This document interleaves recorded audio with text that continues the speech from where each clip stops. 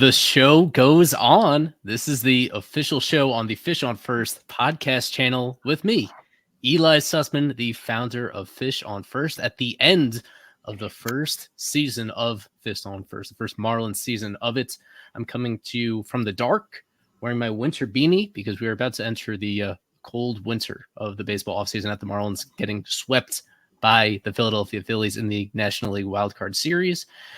Fresh off of that, reacting to the 7-1 loss, Kevin Barral, Alex Krutchik, Alex Carver, Louis Addeo-Weiss.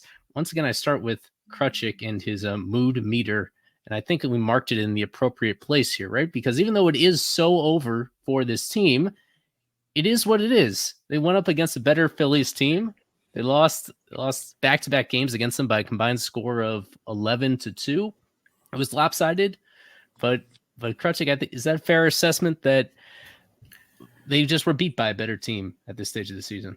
I would have moved it along the x-axis all the way to the left to be as unpleasant as possible, and then I would have had that x bordering on it is what it is, and it's so over, because it is over.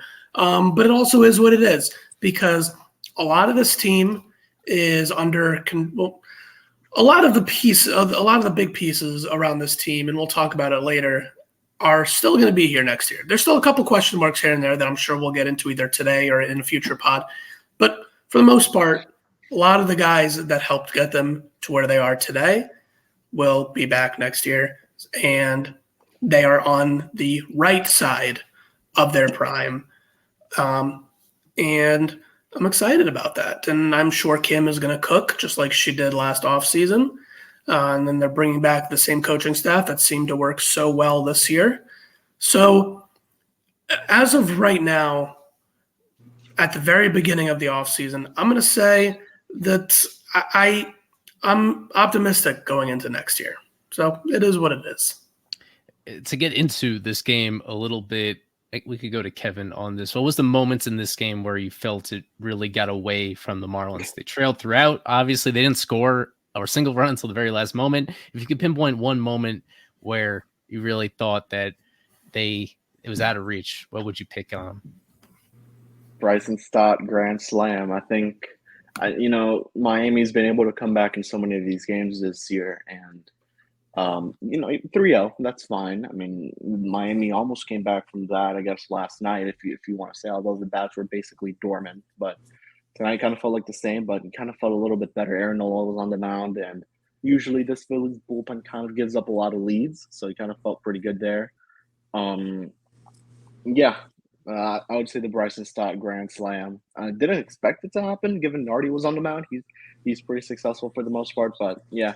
I think Krutchik said it right. It is what it is, and we kind of have to accept that this team made the playoffs when they weren't supposed to. This team outperformed the Mets, the Padres, the Yankees, all these really high money spending teams, if that's what you want to say, and they made the playoffs. And at the end of the day, they were just Miami kind of matched up against the wrong opponent for them, the Phillies.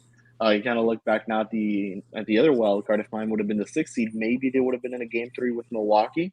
Maybe they would have taken the first two. But just a tough series for Miami. Soler, Jazz once again struggled tonight. Little surprised that they took out Brax that early in the game. Skip tried to manage his way through that one. He tried to get through it, but just I guess taking out Brax a little too early wasn't the right move there. And just tough night overall. And again, Phillies are a damn good team. We have Harper, Turner, Schwarber, Real Muto, who had the homer, Stott, who had the grand slam. That team is really good from top to bottom. A lot of depth. And I was talking to Lewis, and it's just like it kind of feels like the luck finally kind of ran out for Miami. Miami is one of the luckiest teams to make the playoffs. I mean, negative 50-something run differential. This team came back from so many games. They won so many one-run games. It kind of felt like at some point, as Craig Mish calls it, the Miami voodoo or the voodoo magic kind of ran out there. So, just a tough night overall. And let's see. And I think Krutchik is right. Kind of feel good about next season. A lot of pieces still staying here. You still have Arai, still have Berger. We'll see if Bell opts in. Jazz is still here. DLC and Sanchez are here. And obviously we'll have a lot of off-season pods, and I assume we'll touch up on that at the end of the podcast. Yeah, I mean, can you surmise their season through the lens of like all the like highs and lows. I mean, we talk about like the way they struggled post All-Star break. You could kind of see that, like, obviously, like, and looking underneath the hood of like, how their bullpen was performing at several points this year by way of the expected stats and just how they were constantly being outscored in games that they weren't winning, the luck and one-run games. I mean, winning a vast majority of your games by one run, like winning 33 of 46 games by one run, is just about as sustainable as it is to lose that many games by one run over the course of the season. And it's pretty average to play about 40 or so games that are decided by one or fewer by one run or so. But so you could, again, it's just an example of like them, a lot of those games they come back and win. They're against, I would not necessarily inferior competition. There was a game earlier this year where they gave up a lead again, or they were down 4-0 against Atlanta, came back and won in Atlanta. There was that, obviously, the game against the Yankees, the game against the Cardinals, like where like you kind of just went in with no expectations, and then like the surprise in it all was like they actually did that by way of some misfortunes to the other teams. Obviously, Jordan Hicks throwing a ball away. I mean, he got eliminated today too in that Toronto series with Minnesota, but there's just several facets to faking it until you make it, but they were never going to make it this year. I mean, realistically, gun to all of our heads, if you asked all of us if we thought this team was going to even threaten to go to the World Series, I think we'd all very likely say no, because you look at the roster as a whole and it's flawed. Like, your two best offensive players are imperfect in their own ways, albeit they're additions that needed to be made that got them to that point. But there's just a lot. There were just like, it felt like they arrived a year too early. And I'm not even gonna come out and say like I'm excited for next year. I mean, I am to an extent, but I don't really have an opinion as to what this team's future fortunes look like when I consider the fact that, like, you're gonna likely be without your best pitcher for the vast majority of next year. Who knows what bats are gonna be back, and does the organization, you have Kim Ang, who's essentially a free agent as well. Do they go out and make the commitment to her to see what she's done to win on the margins and say, I like what you're doing, we're going to keep you here long term? And then does she then get a bigger kind of budget to play with to supplant the roster with better players? It's a lot of that remains to be seen. So it's still going to be a transitionary offseason for this team no matter what. We just kind of have to let the offseason play out. But I don't want to deter Marlin fans who are likely baseball fans in general too to not watch the playoffs just because your team's not in it. I mean, this Phillies team is fun. They remind me a lot of like the bad boy Pistons from the late 80s and the early 90s for you basketball fans there. Like they just kind of have that, like, they're annoying, but they're annoying because they're good and they do many things very well that kind of just get in your way. But watch the rest of the postseason, even if the Marlins aren't in it. I mean, you're probably going to be watching some guys who the Marlins could target in the offseason that could help this team in future years. So I don't really have an opinion on them going forward, but as far as how I feel about them losing, I wouldn't have been surprised either way if they won in 3 games or if they lost in the 2 that they did. But you kind of just saw a better team kind of win out in a smaller series, and I felt like that would have happened if it were a 5-game series too. But just appreciate the season that you did have and move And I like on. that you highlighted, and I like that you highlighted, Lewis, the fact that there's still uncertainties because Soler, who knows if he'll come back. I mean, that's the big one there. Obviously, struggled big time in the playoffs. I think most of us expected him to be the big bat of this team in the playoffs, and just the how good he was entering this postseason. And they're still don't know what the pitching staff could look like. Sandy, Yuri. We expect Yuri to be back. Like, how long? For how long will he be pitching next season? Will Kim be the GM? I know I'm reiterating a couple of your points, but it's just points that need to be reiterated because there's still a lot of uncertainty with this team, and obviously, and that's for the offseason we're talking about tonight, and just brutal night. Just no other way to say it. Another thing I like that he brought up is the fact that the postseason is continuing. 8 teams left. We now have our field of 8 that are still up, heading into the division series. The Orioles, the Rangers, the Twins, the Astros in the American League, and the National League, obviously the Phillies and the Braves. That's going to be a fun rematch between those two. Then the Dodgers and the Diamondbacks. Carver, between those 8 teams, was there anyone in particular that you'd feel satisfied with winning it all? Or are there any particular that you're really rooting against moving forward? Geez, I would say that the team that I'm rooting for is the Orioles. I just think that's such a fun team full of that young talent that they have.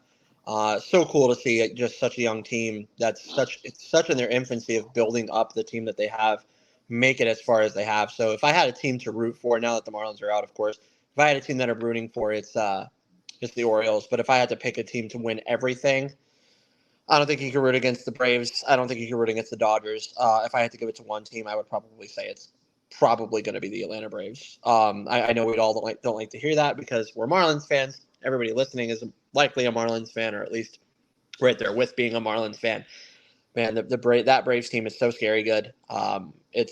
There's really not a hole in that team. They do it right. They have the pitching, they have the hitting, and they're clutch and they're damn good. So I'm not going to bet against the Atlanta Braves to do it all, but I hope it is the Orioles. And a team that you didn't mention, the Diamondbacks kind of fall into that similar, kind of in a similar boat to Miami, where just 2 seasons ago they were really freaking bad. They lost over 100 games, if I'm correct. This past season, this last season, 2022, they kind of showed off, like, they've got their pieces. Corbin Carroll's now here. Zach Gallen kind of turned himself into one of the best pitchers in baseball, and you have Merrill Kelly. And I'm excited to see what they'll do against the Dodgers. Definitely a team that they've beat before, and I think they could definitely beat this time around. I believe they have Merrill Kelly on the mound for game 1 since Gallen pitched tonight.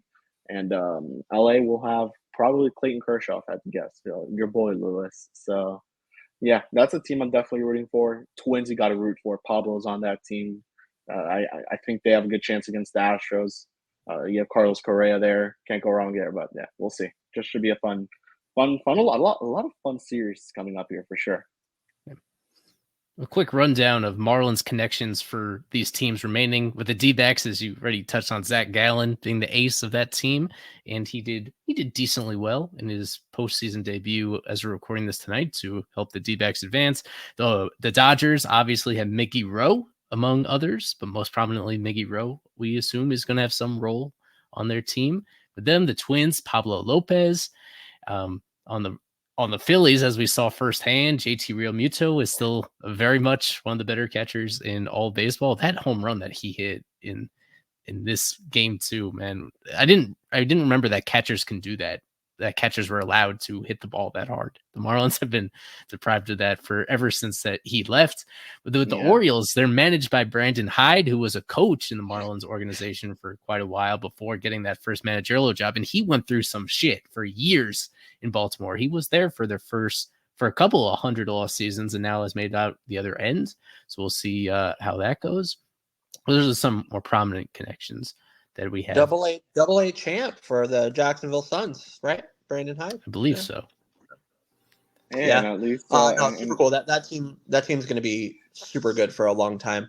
But just something else to point out that wasn't mentioned yet, Eli. Not to go back too far, but just something else to point out really quickly is you were asking Kevin about a point that he saw this game turn. I mean, when the game against the Phillies tonight, of course, when you see 12 of 13 go down in order, that's pretty tough. And then you lead off the 5th with that Jazz strikeout. And man, I'm not going to put it on the umpires because clearly it's not all on them. The Marlins had their chances tonight. They didn't take advantage of it. There was an issue, of course, with, not an issue, but there was, you saw the regression of the bullpen, right? You saw Robertson struggle and Nardi gives up a grand slam, right? So, I mean, there was regression to the mean, of course, all throughout the lineup. But man, when you see it and you see the calls, I mean, last night at least, yes, the umpire was bad, and we all know that the umpire was bad last night. But when you see it tonight, and it's Nola getting calls so far off the plate, especially to the corners, and then literally the Marlins have to be pinpoint in the zone to get calls. That's tough to deal with. And that Jazz at bat, like, what is the guy going to do, right? Like, he had an emergency swing to foul the ball off, and then he gets 2 called strikes that are well off the plate, and that's really tough to deal with leading off an inning. Again, it's not all on the umpires. I'm not saying that. I'm not going to sound like a sore loser. Yeah, it's all the umpires. I'm not saying that. But, man, they were a factor tonight for sure. And they definitely – I'm sure when we see the ump scorecard tomorrow, it's going to favor the Phillies a lot. So that's all I'll say on the umpires. But, yeah, the Marlins had their faults tonight. They're out for a reason. That's not just the umpires. But if there's a reason that you can point to, in addition to the Marlins' struggles tonight, the umpires definitely favored Philadelphia. I mean, when you that would be good. That was funny. And then when you look at last night, umpiring, they were the worst by just missed calls, I believe. If I recall, I think there was a post on Twitter, and I think Isaac sends us something from TikTok that they were the worst umpiring crew last night, and probably going to be the worst one tomorrow when they look back at all the percentages, as you said, Carver. But yeah, just a really tough night. And again, I just got to get your thoughts, just all of you guys. Just would you let Braxton go another inning? Probably save Robertson from going 3 innings there, because I think that's the big discussion there. You let Robertson try to go 3, and you don't let Braxton try to go another one. Like, yeah, kind of weird there. Yeah, that was something that I was confused about because Braxton gave up 2 runs in 3 innings, and I just wonder what Skip's expectation was out of Braxton, because 2 runs in the first 3 innings is not bad at all, especially considering those first 2 innings were pretty solid. It wasn't one of those Edward Cabrera starts where he looks really shaky in the first inning, but he gets out of it. And then he looks really shaky in the second inning, then he gets out of it. And then he finally gives up 2 runs in the third. Like, Braxton looked really good in the first couple innings, looked shaky in the third. He's been your most consistent, trustworthy starter all year. I would have absolutely let him go at least another inning.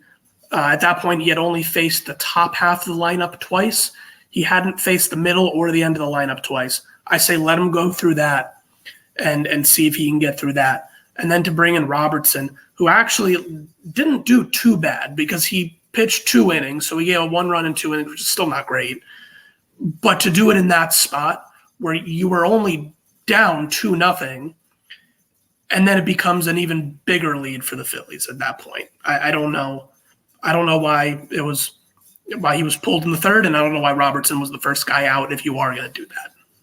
And obviously, we'll discuss this as we go, but in the offseason. But really, Robertson kind of had a pretty nice finish to his time with the Marlins, I will say.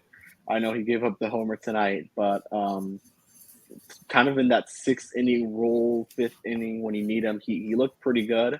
I'm not the one. I'm not going to. I don't know what people will think, but man, maybe bringing back Robertson on a cheap 1-year deal wouldn't hurt. Veterans presence. I already see Eli laughing there, but yeah, I don't know if it's a fit, even if it's a talent. Even if the talent could help, I don't know if it's a cultural fit, just based on what we've been able to surmise from him. I've seen that man smile twice. During his time in Miami. The first time was when the Mets came back to town, and the second time was tonight when the Marlins were 4 innings away from getting eliminated. So yes, I do not think that it is a fit, but even if it was, Kevin, you're not wrong that he actually did kind of do well in his new role, kind of like Anthony Bass did. The thing is, and I was right when I said this about Anthony Bass a couple years ago, you can find those kind of guys anywhere. Like David Robertson's, 38? 37, you don't know what he's going to do next year. You don't know how he's going to pitch next year. You can find plenty of guys out there that can give you a good 7th inning. So I don't think you need to bring Robertson back. I don't think he ever expected Robertson to finish the inning. I just looked it up, guys. David Robertson has never pitched 3 innings completely in a big league game ever. The last time he pitched in parts of 3 innings of a game was June of last year. Like, I mean, he had 2 games this year of 2 innings. He's done it 33 times in 17 years. I guess maybe your Skip's thinking he has the playoff experience, so let's just ride the experience. But why are you trying to get a 3rd inning of a guy who's so seldom done it and in such a long career? This is what I mean. Listen, to be honest, I probably would have made a mistake out there myself and look more like an asshat than the team did as collectively in these 2 games. But I still just think some of the decision making by Skip this series, just in this game in particular, was just why? Braxton Garrett looked. I mean, for what he is as a pitcher. I thought he looked as good in the first 2 innings as Zach Wheeler did for a majority of last night. Lewis, it struck me. Sorry, Liz. It struck me as overcompensating with a quick hook. Of course, you have to have a quick hook, and he knew that you have to have a quick hook, but that was way, way too quick. He panicked. He knew that it was an elimination game. He saw his pitcher give up 2 runs, and he said, "Shoot, I got to do something." It's the equivalent of being on a first date, farting, and then leaving because you're embarrassed. That's what I literally thought Skip felt like with Brax right there. He gave up 2 runs. The second one, it was a hard hit ball up the middle off his glove. But I mean, for the most part, like if he gave you 4 or 5 innings of 2 runs, I mean, who knows what happens in those other innings? That's such an early hook. And I wonder if in a truthful moment with Skip, like off the record, I wonder if months from now he would admit whether or not that was a good call. To me, that seemed like literally a rookie mistake by a manager. It's not the magnanimity of Blake Snell in Game 6 of the 2020 World Series. But it is for this team when their chances are so paper thin, atomically thin, then it's magnified in that regard because it means more to that team than it does for like another team, especially in a shorter series. Right. But it just doesn't. It didn't make any sense. Yeah, and who are the dudes that got you here? Is it David Robertson or is it Braxton Garrett? Exactly. I was just gonna say, Carver, this isn't an Edward Cabrera situation where he's liable to blow up at any point. Braxton Garrett has been very good for you this year, and you're going to take him off the mound. You're going to take your most consistent pitcher all year off the mound because he gave up 2 runs in 3 innings. Again, I would love to ask Skip, respectfully, what were your expectations for Brax? If you're going to pull him after 2 runs in 3 innings, what were you hoping for him to do tonight? I don't is it an innings control thing? Like, why does that matter at this point? He throws 91 to 92. There's a lot less stress on your elbow and your arm as a whole with those kind of pitches, albeit it's the postseason. Things are magnified. But you're telling me that you're trying to preserve a guy like in a series where you're trying to move on, where he's going to pitch more? Like, I don't think 20 more pitches and 1 more inning of work would have hurt. No, I'm sure that's not what it was. It wasn't at this stage, at this moment. It was not about the being a young pitcher. It was more so, I think this spoke to what he thought of Robertson at this stage, that he was convinced enough by recent weeks to think that Robertson, along with Nardi and Scott, obviously, that those 3 were the guys that he wanted to go down fighting with. If this game, as the fact that they took out Braxton when the game was still relatively close, thinking we have to stop them here, and that if I go to these relievers that all of them were hot to end the season, that they give me the best chance to throw up zeros the rest of the way than Braxton does the second time through a lineup, even if Braxton is good at this stage when there's no margin for error. I think that just speaks to where he was in terms of his confidence in Robertson at this stage of the season. And honestly, when I saw it happen, I wasn't all that surprised nor disagreeable with it, but you guys have kind of pulled me over more towards the middle on that, where I really do see both sides in this, because Braxton, this deep into the year, he's so consistent. It's very rare for him to give up runs in bunches in this situation. And one thing I kept harping on these last few days is the importance of home runs, that the Marlins weren't going to win this game or any game or the series unless they hit homers, and they didn't hit any homers. And you're really not going to fall behind too much in the postseason unless you're allowing homers. And Braxton, even though he was hit hard, he kept the ball down in the zone, and he looked so great that first time through the lineup. It's not as if he had no chance going deeper into the game as well. So the more that I think about it, I would have probably stuck with Brax a little bit longer in this situation. There was just no good answer, just because the lack of offense put so much pressure on Skip and everybody else. Yeah, and honestly, I don't know if you guys, I don't know if you listened to post game, Eli. Was Skip asked about it at any point? Why he took Brax out that early? I haven't heard it. We'll put it in the audio version of this podcast. Some people watching this on YouTube, hope you guys see us, like the video, subscribe. A lot of you listening on whatever your podcast provider is, rate and review, leave a subscription there. On the audio version, I'll be sure to pull what his response was, at this stage, we're not too overly concerned with it because of how lopsided the game got out of, and the fact that there's no tomorrow for this team. But yeah, we will.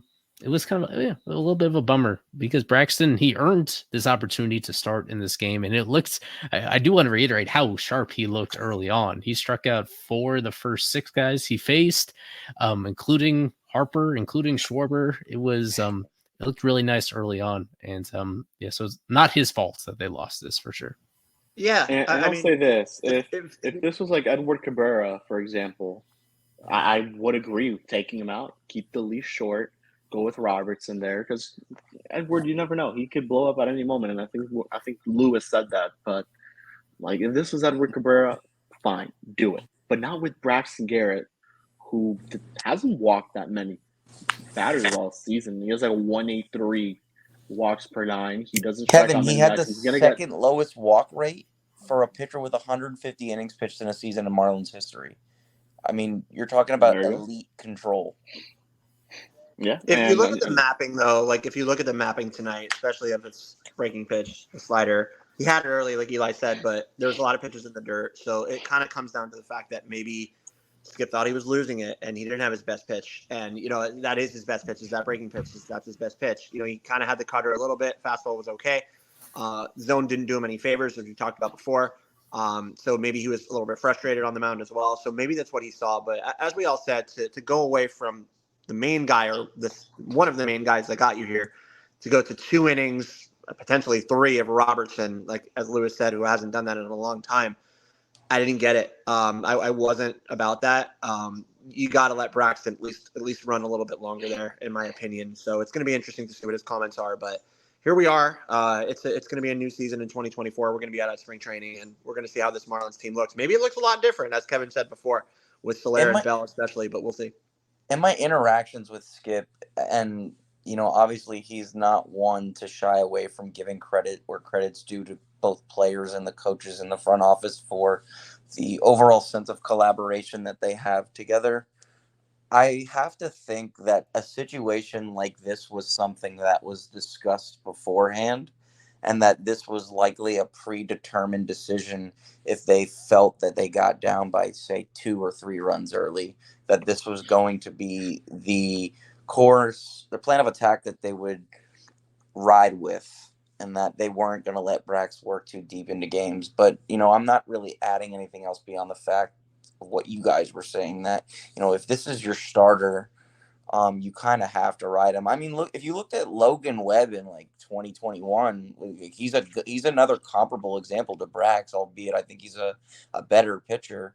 He was somebody who was like a fringe big league starter before 2021, and then he kind of has that great year in 21, and the Giants almost won the division series over the Dodgers with him because he gave him 7+ innings of 1-2 run ball.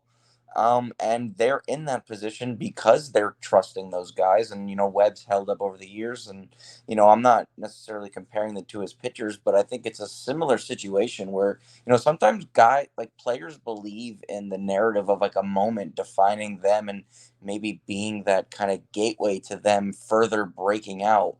And I don't know if Brax would, subscribe to that rhetoric, but I would think that he would have been somebody who was up for the challenge. And if you saw, and like I said, the way he looked those first couple of innings, like he looked locked in, like after starting Schwarber 3-1 and then coming back to strike him out, like he looked like really good against a really good lineup. So yeah, I mean, listen, we could kind of just dance back around to this a million times, but that is a disappointment, maybe for me as somebody who's enjoyed watching him pitch just as much as anybody this year. To see him only go 3 innings is just, especially when he's been your most consistent starter outside of Luzardo, it hurts. But I'm glad we got the season that we did for both him and I guess everybody else for the most part. Like, again, I can't be that upset with the outcome, just with what precipitated it tonight. Yep. So there it is. Yeah, the end of the season. Braxton Garrett gets a start. Tanner Scott, the final Marlins pitcher that was used. Josh Bell drove in the final run. of this game, and Jazz Chisholm made the final out of the season. He struck out looking. I think that's what it was. Struck out, I know, at the very end of it. So it was, yeah, Jazz is one other guy in particular that he had that great defensive play in game one, but otherwise a quiet series from him for a player that the Marlins were hoping, as long as he's healthy, he could be a star for us. And this year, we saw some flashes of it. That'll be a fascinating circumstance to look forward to in the offseason in terms of how exactly they view him, how they value him, and what his future holds on this team. Because the bottom line is they lost this series because they couldn't hit one run in each game. And as I mentioned with this game, it came in the lowest leverage situation possible when it was already so far out of hands. And a couple of their key hitters are no guarantee to return. So it's going to be crucial to either keep them around or find creative ways to replace them or find ways to make your guys better. That's one thing this organization still needs to show. They showed, in some cases, you saw it this year, about simply making players better, whether it's with how they prepare for games or how it is that just tapping into their strengths as offensive players. As great as the season was, it was miraculous that they made it this far as the lowest scoring team in the National League. It was such an anomaly. And if they're going to make it this far again next year, it'll probably have to look a little different in terms of how they go about it. Of course, we'll have that covered in great detail on Fish on First. We're going to have, I believe on Thursday, we're going to have a State of the Fish with Grant Kiefer and a bunch of us. So we'll have the particulars on that, of course, sent out on the site. And then on Twitter, we'll update everybody. So yeah, keep following us, because there is honestly not a day that goes by that I don't think about the Marlins in some respect and have some sort of coverage involving them. Our season review series, it gets going in full stream in just the next couple of days, and that takes us all through October and November, and then from there it's about the hot stove, and we're lasering in on all the little decisions from the Arizona Fall League to the Venezuelan Winter League to all the offseason machinations on every level of this organization. We bring you conversations with people in and out of the organization, current and former people, members of that organization. In some ways, there's a lot of things we can do during the offseason that we can't do during the season that we think bring a lot of entertainment and insight into where this organization was and where they're going. So we just keep supporting us over there. Follow us on all our many places, but the easiest place to stay on top of everything is go to fishonfirst.com. You become a super subscriber, and not only does that support us, but it gives you little pings every time that we produce new content. You get notified about that as well. So that's how you stay on top of everything. It's a big crew that we got here, and I'm so grateful for them to help us get through this year. I know the way it is, there are some people that dip out once the baseball season ends, but I hope for the majority of people, and especially those that are wired like me, there are a lot of you out there that think about this team all the time. I think we're the place to go for that. We're always going to scratch that itch that you have for Marlins content. So we're going to wrap it up here. We're going to pick it up very soon on our many platforms. We're still going to be doing heavy use of StreamYard in our streaming services moving forward. So yeah, this is not a goodbye. This is just a close of a chapter, one very particular chapter on the 31st season of Marlins baseball. Kevin Barral, Alex Krutchik, Alex Carver, Louis Addeo-Weiss, Ely Sussman here on the official show on Fish on First podcast. Keep listening to us and stay tuned for whatever is next. They can go in so many different directions with this organization. We appreciate your support so much. Go Fish.